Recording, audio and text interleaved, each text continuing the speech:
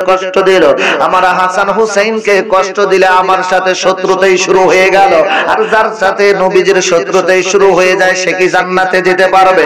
সোনার ভাইরা আমার, বাপজিরা আমার, আল্লাহর নবী রাহমাতাল লিল আলামিন রওজা থেকে সালামের জবাব দিলেন না।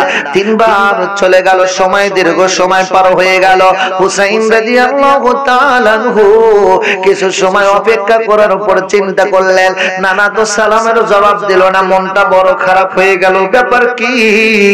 নানার কাছে সালাম দিলে তো সালামের জবাব দিতে দেরি করে না।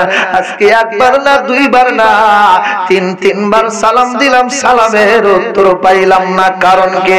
এই চিন্তা করতে করতে মাথার ভিতরে আসলো, আম্মা জানের কাছে যাব, আম্মা জানের পাশে গিয়ে আম্মা জানকে সালাম দিয়ে আসি। কারণ মদিনা থেকে চলে যাব, বিদায়টা তো নিতে হবে তাদের কাছ থেকে। আম্মা জানের কাছে চলে গেলেন। আম্মা জানের কাছে গিয়ে ও কবরের পাশে গিয়ে দাঁড়াইলেন। দাঁড়ানোর পরে সালাম দিলেন। আম্মা জান সালামের কোনো জবাব দেয় না।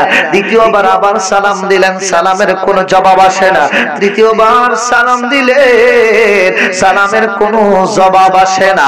ইমাম হুসাইন রাদিয়াল্লাহু তাআলা আনহু চোখের পানি ফেলে দিয়ে কাঁদতে কাঁদতে আম্মা জানের কাছ থেকে চলে গেলেন। দয়াল নবীজি রাহমাতুল লিল আলামিন দরদি নবীজির রওজার পাশে গিয়ে বসে বসে চোখের পানি ফেলে দিয়ে কাঁদতেছে। বিষয়টা কি? আমি চলে যাব মদিনা ছেড়ে, মদিনা থেকে চলে যাব